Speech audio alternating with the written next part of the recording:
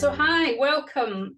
Today I feel incredibly lucky because I've got a really, really fabulous person here to talk and share about her experiences about having a child who is going through a really difficult set of experiences at the moment. And she's going to give you her testimony and share some insights. Now, because I know Taylor, and I know a little bit about her, but I'm not entirely sure how she would like to introduce herself or how much she wants to share.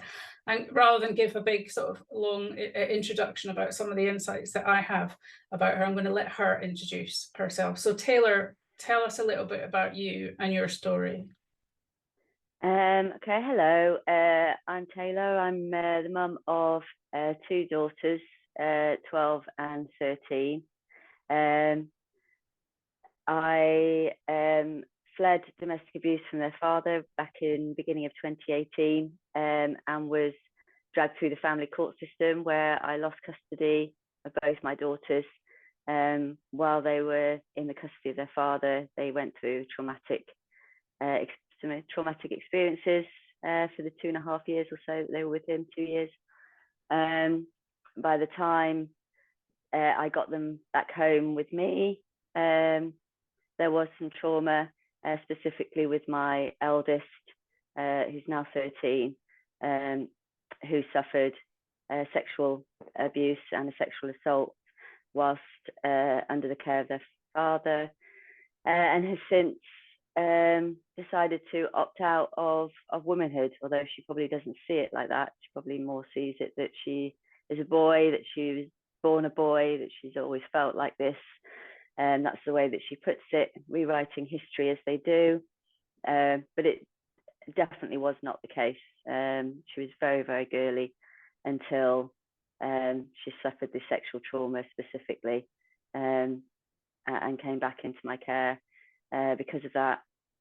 And that was, well, coming up for 2 years now, 2 years ago at Christmas. Yeah, and we've been dealing with it ever since. So that's all I'll say for now. So then I'm not getting everything out in the first 5 minutes, but yeah. Right. Okay. So now we kind of get a bit of a flavour for why you've got, why you find yourself in this situation. So tell us a bit more about how it kind of unravelled in terms of her, because she must have been, at school, and what was going on there for her? Well, she was obviously at school down at her father's, and I was kind of frozen out of that environment. As much as I tried to keep myself as involved as possible, with me being quite a way away, it was difficult, and they only had sort of one narrative, which was his, which made it even more difficult. So I don't know what the situation was at school. I do, however, remember every time I had an email from her previous class teacher, the email would be signed off as that she was a she, her, and a lesbian, which at the time, because I was completely unaware of this whole movement, I didn't think much of the she, her. The lesbian aspect, I thought, oh, that's really cool. You had that in her signature, in her email signature. Yeah. Right. So it wasn't just her pronouns, but also her sexuality. Where thinking back, and it was a middle school where my daughters were based with their father. It's a county that still does the middle school system. So they were aged 9 to 13, and my eldest was 11 at the time. Yeah, it was, looking back at it, the red flag should have shown up at that point, but I was so naive to it all. And I think that unfortunately didn't help the situation, where when my eldest did start coming out, she didn't go straight to the trans. She went through the entire alphabet and all the other added alphabet letters as well, so like pansexual, demigirl, all those sorts of things, asexual. It was all there, but I'd never heard of any of these things, and saw it all as sexualities. And I thought for the longest time that she was just exploring her sexuality and nothing else. And even when she did come out to say that she was a boy, I thought that was a sexuality issue as well. I didn't connect the dots with sexuality and gender because I didn't know anything about the gender movement. I mean, this was 2019 going into 2020. So I'm embarrassed to say it really because it had been going on for years at that point. But going back a little bit, after I left my abusive marriage, I threw myself into that world and campaigned for that. I did all my training in domestic abuse and safeguarding victims of abuse and things, trained in family court, legal advocacy. So I was, oh, sorry. It's okay, still got you. Yeah, cool.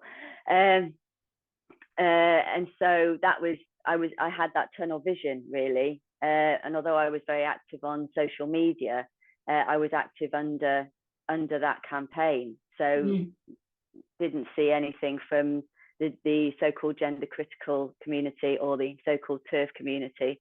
It wasn't until I went looking. Well, I guess you must have had you know, your own healing to deal with and process, and your own issues as a result of what you'd gone through and experienced. So I mean, it's quite understandable that you went in that route. Yeah, I suppose I did really, looking back, 100%. I think I used it at first largely to aid my own healing. Looking back, it must have been that. I suppose being at the time, it probably didn't feel like that. But yeah, I was under the care of an IDFA myself through most of it, and an ISFA. I was going on courses for victims myself, like the Freedom Programme and the local programmes that we have here in my area with Women's Aid, and yeah, trying to deal with my own trauma. And I had talking therapy for a little while on the NHS, which was rubbish. And not long after the first run of family court, which went from beginning of 2018 to the beginning of 2019, it was almost 12 months to the day long. Shortly after that, I then had to go back into the court system because I had to settle the divorce and the finances. And then shortly after that again, I decided to apply back to court because my daughters were being traumatized living with him, and go through the system again. So I've only recently been released from it all. It's only been a year since I've been out of it all, really, I suppose. So I was, still in the thick of it while I was doing all my training and helping others. Right. So presumably during this time, she was spending like a huge amount of time on social media probably as well, was she? Yeah. So as soon as I left their father, he bought them both an iPhone within weeks. They didn't have any, well, they had use of iPads up until then. But yeah, he bought them both brand new iPhones. My younger one, although there's not a huge age gap, my younger one has learned special needs. So I was fortunate that she didn't really take to the phone all that much. And if she did look at anything on the phone, it was just for little games and stuff. She loves Minecraft. But my eldest definitely immersed herself into what the iPhone can give. And I remember shortly after she was bought the iPhone, she discovered an app called Musically, which I looked into, and it was all very innocent. It was a child-focused app, and it was predominantly or exclusively really children doing little short 30-second music videos. You could pick like a soundtrack, and you could pick from any song really, but there was sort of latest songs on there, and little voice dub overs and stuff. And very quickly there were particular dance moves to certain songs that were doing the rounds around the kids, particularly the girls, which Isla started to rehearse vehemently. And to be honest, I lapped it up. I thought it was great. I thought this is really good. She loves to sing and dance. I used to be a professional singer in my previous life, so and she's got a good little voice on her. And so I thought, oh, this is great. It's a great hobby for her. It's a great way to connect. But for those who don't realize, Musically is morphed into TikTok. TikTok is Right. what Musically was in the Right. beginning. And obviously all the children that were on Musically were still on it when it moved on to change its name to TikTok and became what it is now. So yeah, she was. And of course, lockdown didn't help when the schools closed. They isolated themselves, as most kids did during that time. And it was difficult because I was still, trying to do work myself. Although my day job, the one I earn money from, I couldn't work because of lockdown. I was still very much involved with the advocacy stuff because that could be done over the phone, over Zoom. Yeah. Court hearings were still resuming. They just moved online, which made me even busier actually, because I was able to attend more hearings, and it's still the case now, than I ever had done before, because it didn't matter where in the country they were online. So I could attend court from my own home, which I'm sure loads and loads of solicitors and barristers can appreciate. So yeah, I was busier than ever. So it was difficult, and looking back now, I really wish I'd known the devastating effects of the likes of TikTok. So you And kind of others. thought she was probably sort of safely comfortable, spending time entertaining herself, being with friends or on social media or whatever, but all the while was probably being indoctrinated into a set of beliefs. Yeah.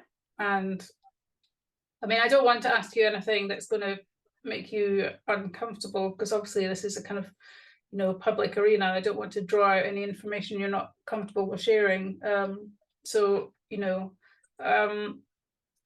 did it sort of pan out in terms of our sort of friendship group and schools, and how did it kind of unravel, our sort of presentation? I think while she was down south and attending the middle school that she was down there, I don't know a huge amount about her friendship circle down there. Again, it was difficult to be any part of her life in that way, because I was the weekend parent.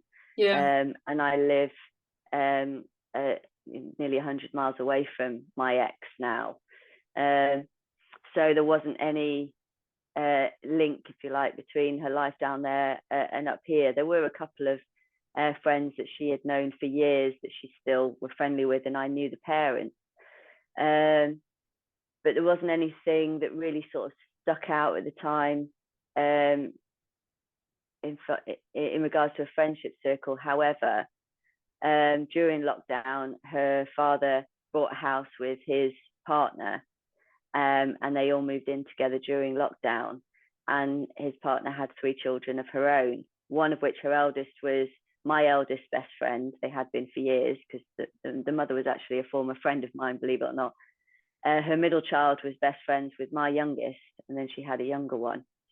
And I know that my eldest and her eldest were both at the same time experimenting with the whole LGBTQ plus alphabet soup.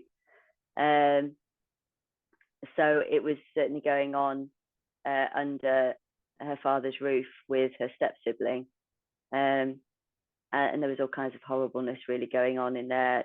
The abuse heightened. It came from the stepmother as well. So yeah, things got quite, in my child's own words, toxic. She used to call it a really toxic environment. I would say it was plain old abusive environment, to be honest with you. But then I know what my ex is like. And I think he was given that power even more by his partner. So yeah, it was a slow burner looking back, and I think that's why I was just completely unaware and just sort of going with the flow. And like I say, I wasn't privy to most of what was really going on down there as well anyway. So, you know, I never probed my kids when they came up for the weekends. You know, I respected their privacy. So it was only ever what they would want to talk to me about that I would know. So what happened? What about now at school? What's the sort of situation in terms of how she's sort of presenting and, you know? Well, this is where it kind of went downhill a bit, well, quite a lot. And I blame myself largely for this. So she came home, there was a sexual assault just before Christmas, so in 2020. And she came home for Christmas and refused to go back. She didn't want to live there anymore. She put her foot down. I'd already applied back to family court. We were just waiting on a hearing. And my ex begrudgingly allowed her to move in with me, and change her schools and things. Now, we were still in the final lockdown at that point. So it was the beginning of 2021. So it was all still home educated as well anyway, which kind of worked in our favor, because she was able to say to her dad, can I stay another week? Can I stay another week? I'm doing my stuff online. I'm still attending all my classes because it's remote. So I do have one or two things to thank COVID for, not many, but one or two things, because it bought her some time until she got the courage to say to him in the end, I'm not coming home. After what's been happening, I don't want to live with you anymore.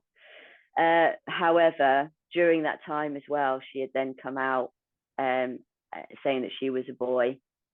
And I affirmed that and said, okay, if that's how you feel. I think in the back of my mind, I thought, this is just a phase. It seems to be, by then I'd kind of cottoned on that there was something going on with the kids, because I knew about her step sibling. And it sort of heard things on the grapevine online by that point, that there was just sort of lots of kids coming out and exploring their sexuality stroke gender. But again, I still thought that it was all lumped under the same umbrella. I thought it's all under sexuality.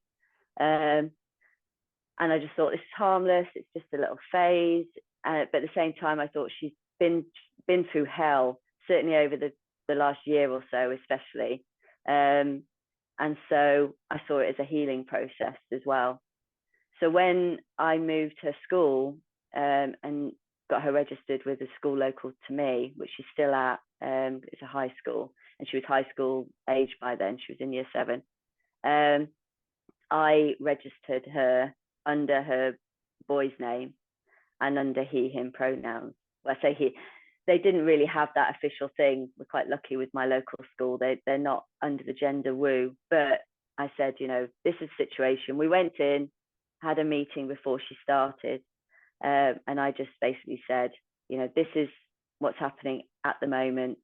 You know, can we just work with it for now? Mm-hmm. And they were quite happy. I think I got the impression that this was relatively new, but not new at the same time. I think that the newness was having a parent turn around and say, yeah, I'm going to allow my child to socially transition. I think that was the new aspect. I don't think the whole trans thing was new to them by then.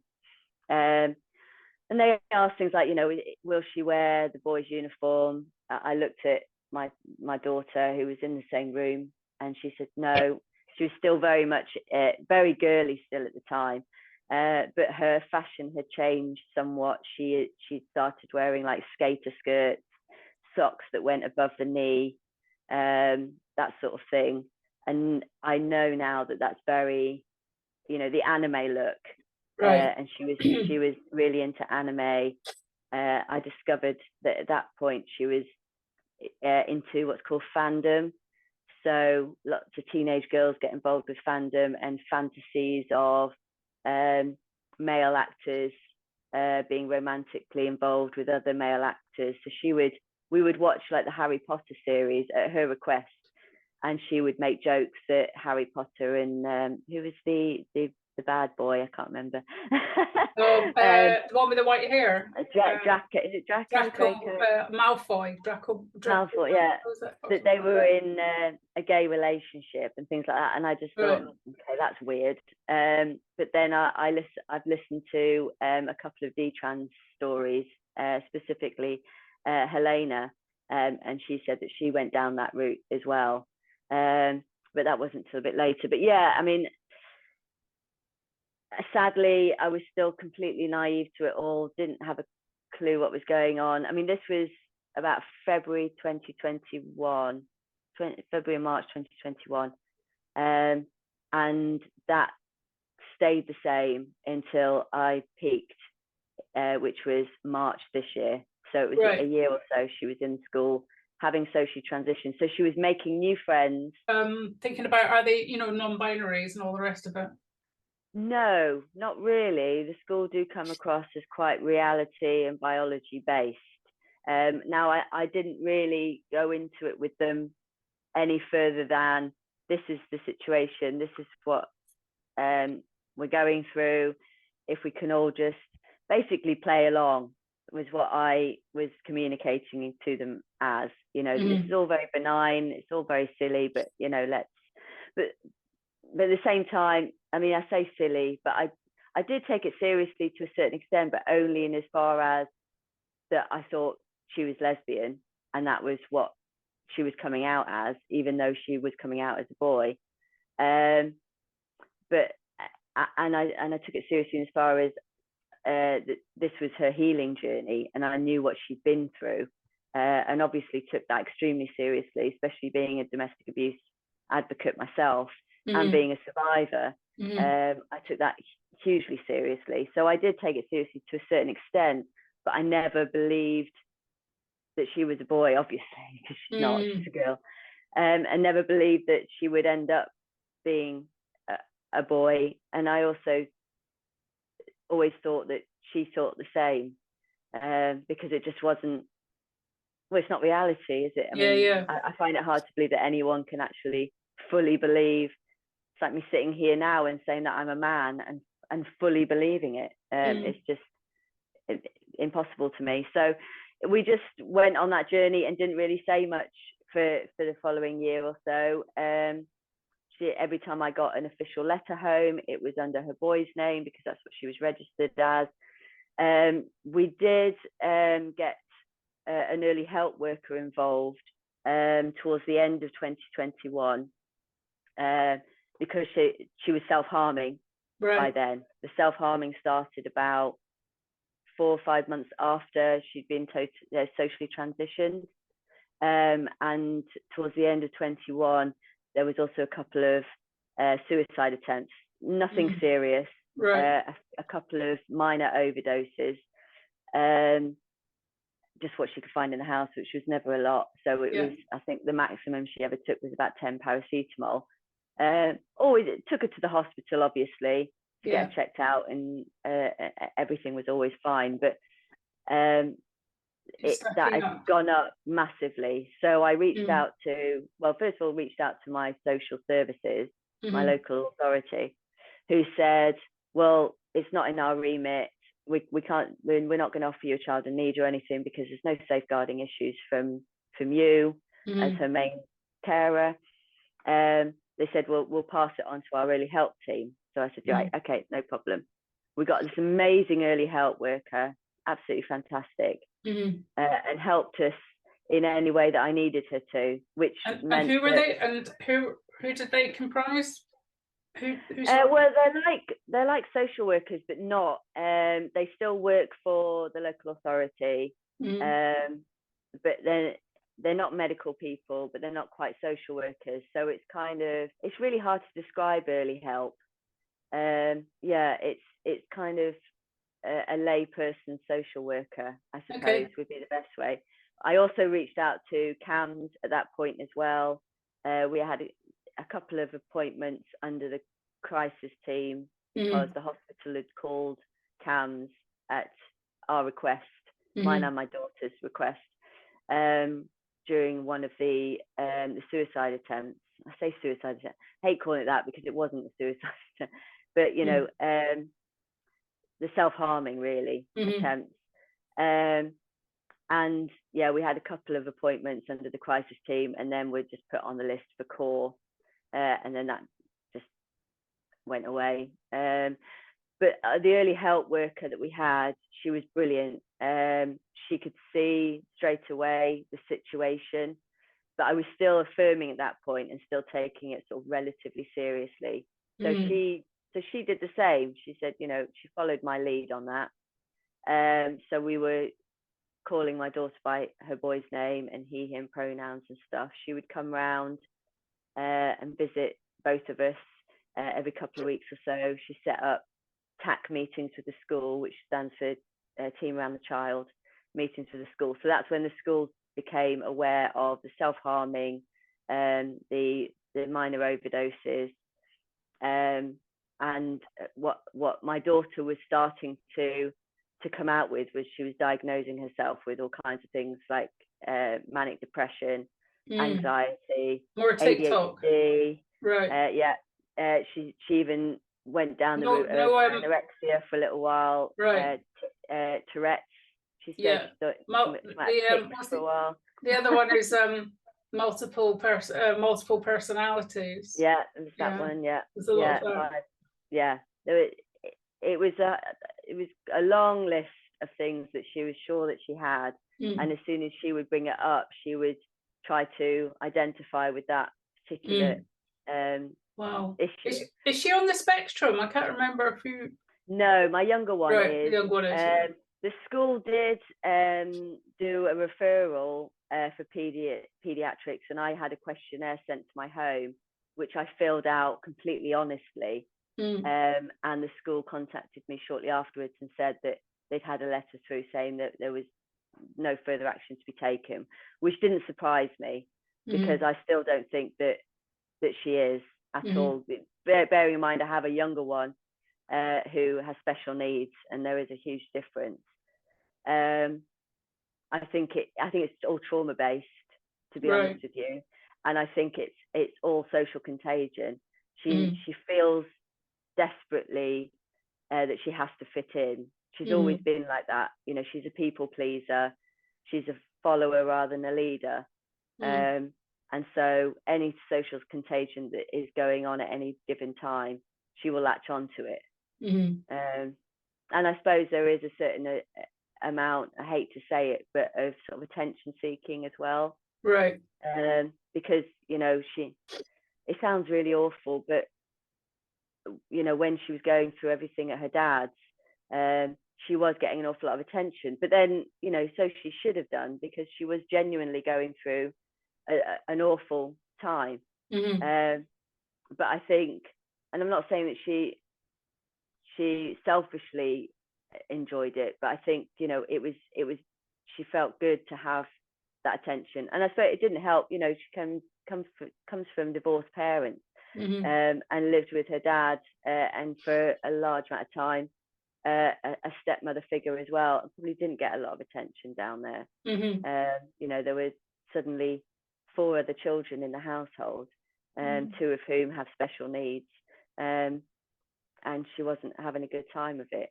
And so, and like I say, I heard you mention TikTok. Yeah, she was massively into TikTok by this point still, and obviously was away from all the innocent little videos now, and down the rabbit hole with all the grooming type of stuff.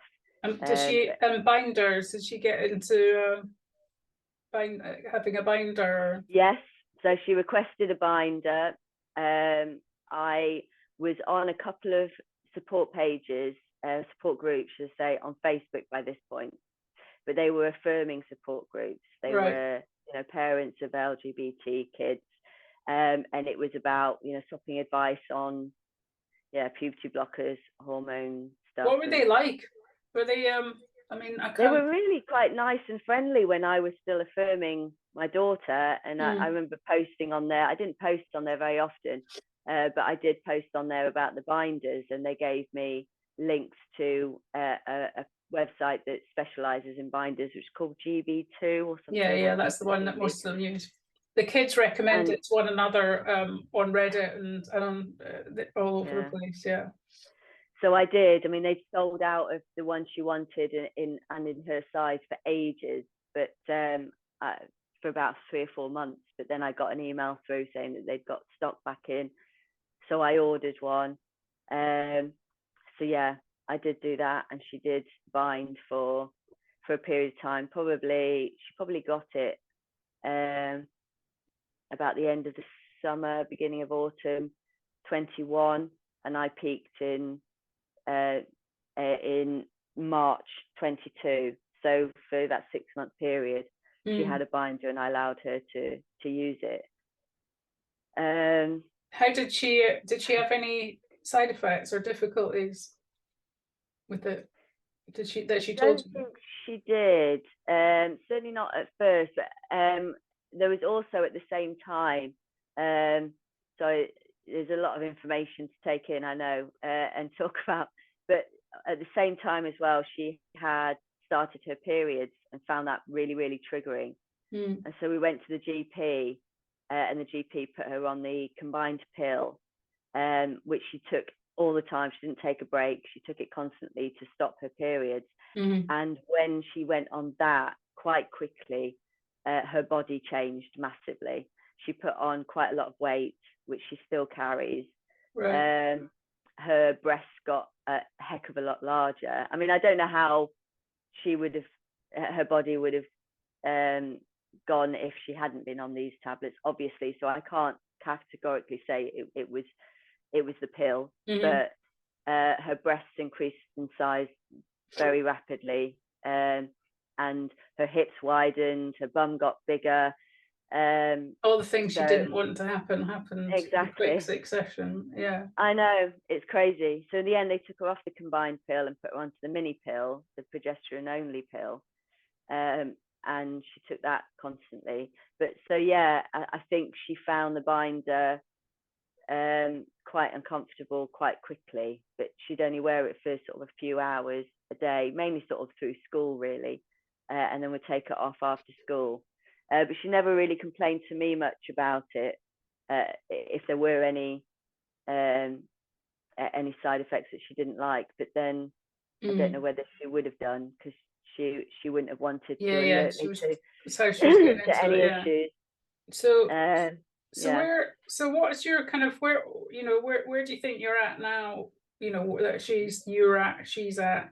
What's your kind of fears for the sort of immediate future? Well, obviously things changed very rapidly when I peaked.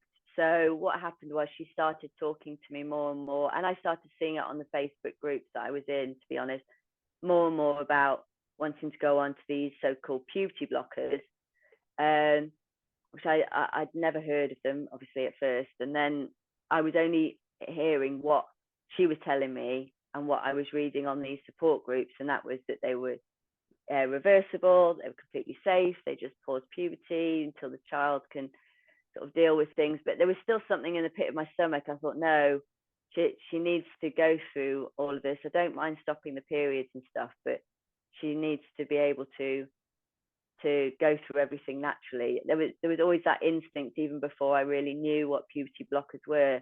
But it was mainly a conversation she had with me, very, very blasé, about phalloplasty surgery. And she said, oh, I've looked into it, Mum. I can't wait to have a penis. And I'm like, right. And I knew nothing about how you could change sex actually, physically. I didn't realize that people were going that far. I'd never heard of double mastectomies and stuff like that. But she just said, very blasé, oh, they just take a bit of skin from your arm and they just use it to create a penis. And I thought, well, that doesn't make sense. But where's she getting that information from? So she went with her sister to her dad's for Easter, a few days later, or a couple of weeks later or so.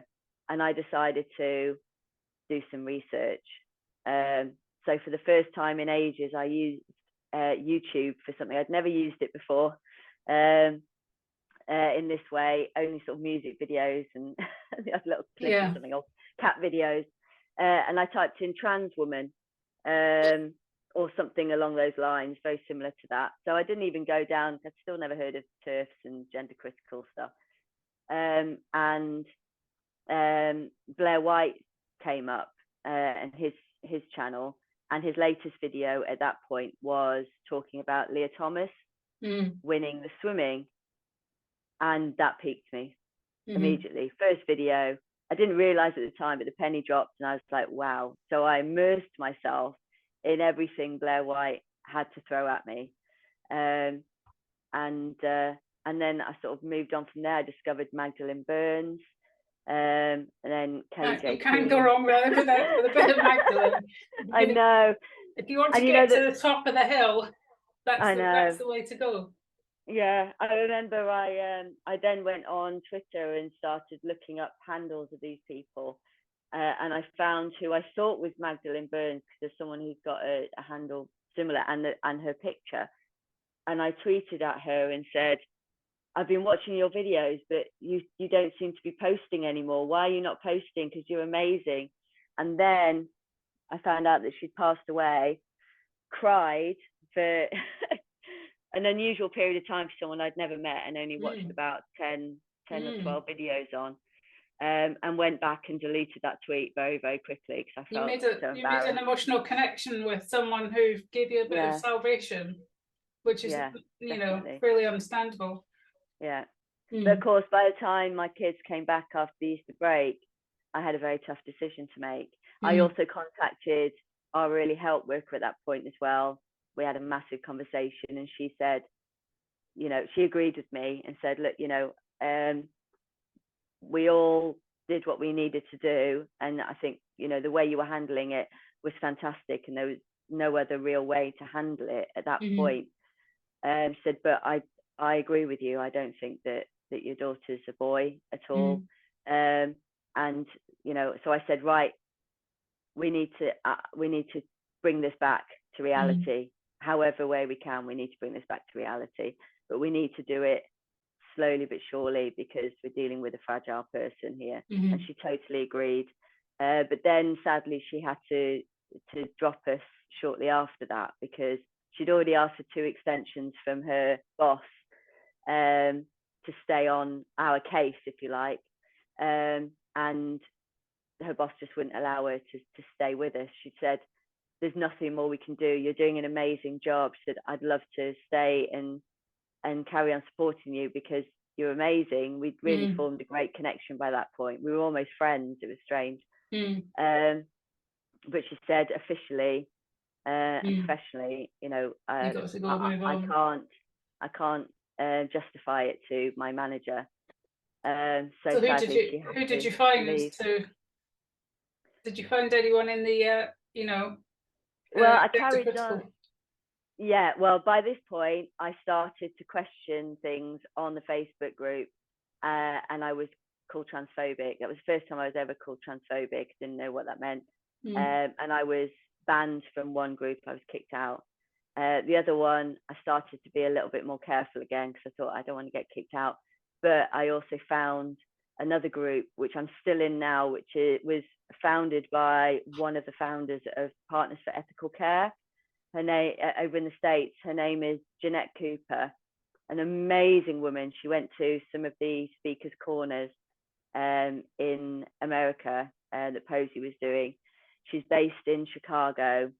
We had a Zoom session, and she's just phenomenal. She lost her daughter through family court to the gender ideology, because she wouldn't affirm her daughter. So her ex-husband got custody, and heartbreaking story. Anyway, she fights with a few other parents. You probably heard of Partners for Ethical Care, and has teamed up with other organisations across the Western world. And they were just a godsend. The school have also always been amazing. When I went to the school, we had a a pastoral, not teacher. She's not a teacher as such. She's kind of a pastoral counsellor, if you like, who's part of the pastoral team that was already on board because of the team around the child meetings that we were having with the early help worker. So I already had that link to the school, and I just kept that link going. And the early help worker, Laura, said, you know, keep that link going, keep talking to the school, make sure that the school still keep supporting your daughter. Is she and we getting had, counselling herself? She is now. I did get a psychotherapist in shortly after Laura left, or was it shortly before? It was around that time. And he set up 6 sessions, and just couldn't get through. To be honest, I don't think he was the right fit, to be honest. And so that didn't work out. And then by this point, my daughter had decided that she was going to make an official report to the police about the sexual grooming, because there was one incident, well, I say one, there was one perpetrator that had been sexually touching her for a period of about 12 months after I fled. And then there was the sexual assault by her step sibling that was the culmination of her coming home. So there were 2 perpetrators, and she had decided to report it to the police. So then by this point, the report had been made. We were waiting for her to do a video call. And in the meantime, they had assigned what's called a CHISVA. So it's like an independent sexual violence advocate, but it's a children's version. So she'd started coming to see us. So they'd all sort of overlapped each other. So yeah, over all this period of time, my daughter has had some form of counselling, stroke therapy, stroke intervention, stroke somebody to be able to reach out to that's not been me, right, or her dad throughout the entire process. Yeah, it's just sadly changed a few times, but she's now under a current psychotherapist who is doing an amazing job. She's only had 3 sessions, but so far so good, and my daughter seems to be connecting with her quite well. This woman sounds amazing as well. She's gender critical, and is trauma based. She's trauma based, so she's dealing with the underlying issues. Right. So I mean, I don't listen in on the sessions and stuff, so I don't know what they're talking about. But yeah, my daughter seems all right.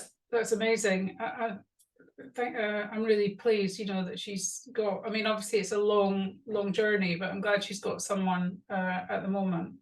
I mean, what about Bayswater parents and Our Duty? Did you have any interaction with them at all? Yeah, I'm involved with Bayswater. Right. So they've got a chat on Discord. Right. I set up Discord purely for that chat, but I can't figure Discord out to save my life, if I'm honest. Yeah. However, they do a Zoom call every Tuesday evening, and it's a free-for-all. It's a reoccurring Zoom code, and anyone can just nip in anytime between sort of 8 and 10:30 on a Tuesday evening. And there's always a couple of parents at least on there, and you just go in and just chat about whatever you want to chat about. And there's one of the mothers in there who's in there every week. I now connect with on Twitter, and she's in quite a lot of the groups and spaces and things that I'm on Twitter. So that's really lovely as well, because she's amazing, and she's been through the mill. I reached out to various people. When I peaked and decided to go back on everything, in fact, it was from watching your videos, I decided to approach the school and said, I'd already said we were going back on the pronouns and the name. So from September, the school moved her official name back to her birth name and now refers to her as she, her. And I set up I first sent a couple of emails requesting the lesson plans and policies for their PHSE. We don't have RSE in this school, just PHSE. And I had a meeting with them because there was a couple of slightly worrying things on the syllabus, if that's what it's called. But primarily they are mainly sort of quite grounded.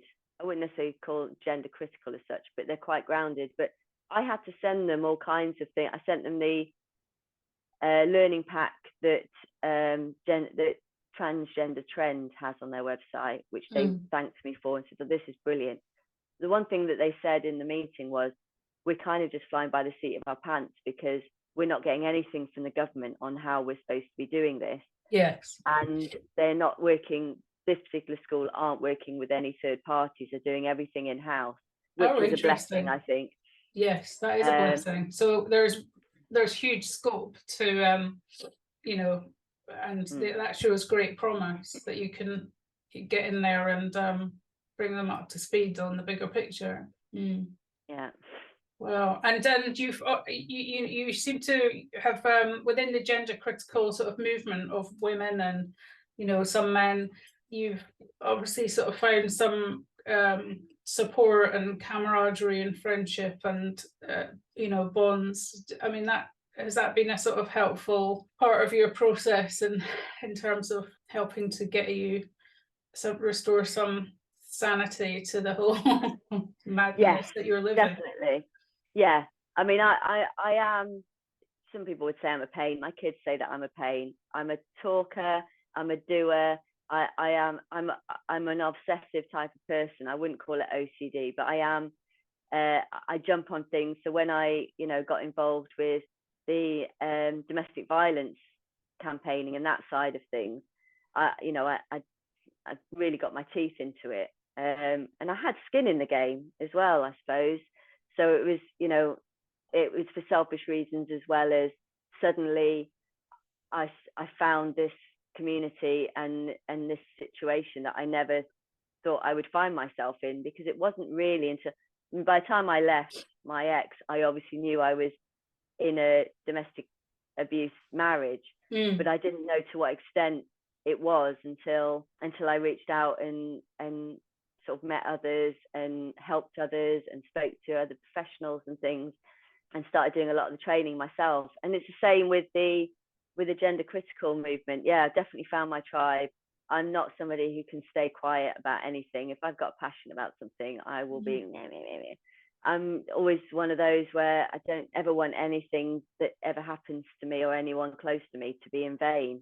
So if something's affecting me, I will really speak out. And I suppose, you know, people say that people don't care until they're affected, and I have to say I am kind of one of those people, and I'll openly put my hands up and say that, you know, I didn't know anything or care anything really about domestic abuse until I fled my abuser and discovered that I'd been a victim, and then got dragged through family court. And I didn't know anything about the whole trans ideology movement until I knew. And the way I knew was, you know, I had skin in the game. Well, the power, you know, the power of testimonies and, you know, hearing people's stories is, you know, is incredibly motivating for a lot of people within the movement to kind of, you know, engage for another day. It's a very difficult fight that we're in to try and, you know, get children, which is what, you know, we're invested in at this point, try and get them looked after. And I'm really grateful to you for sharing your story. In many respects, you've been sort of having to live this kind of double life for a while, and you two, the both of you, are just starting your journey together now. You know, you're at early doors together. You're both learning how this new beginning of new knowledge. And I'm really glad that you found support, both of you have found support, and that you found us, you know, as a community, and that we can, you know, as on an ongoing basis, you know, support you. And that this is a long journey for both of you, and it's going to be tough. It is going to be tough, but I am deeply grateful for giving us your time and for sharing your story, because I know it's difficult and it's painful. You know, I hope you've, you know, I didn't want to ask you loads of different personal questions, and because obviously, you know, this is your story to put as you wish into a public arena, and I didn't want to overly pry. But Taylor, I just want to thank you on behalf of everyone listening, and say good luck, all the best, and we look forward to talking more, you know, as we do. Yeah, And definitely. Yeah, and the same mm, to everybody else, and good luck, and to every other parent that's in my position. You know, I hear you, I see you. I think we do with each other. Reach out if you find me on social media, please do. You know, we're in a club that we didn't ever want to belong to, and I say that to the victims and survivors that I help with domestic abuse as well. You know, we're in a club that we never asked to be part of, but here we are. We have to fight for each other and lean on each other, and yeah, and it's gonna, like you say, it's gonna be an uphill battle for everybody, all mm. women and children and LGBT people all over the Western world, and I can't see the ending just yet, but we've got to keep going. Well, you're very Even just for the resilient. sake of the next generation. Mm. Yeah. Well, thank you, and I'll speak to you soon. You're welcome. Yeah, All right. definitely. Cheers, Take Isla. care. Take care. Bye.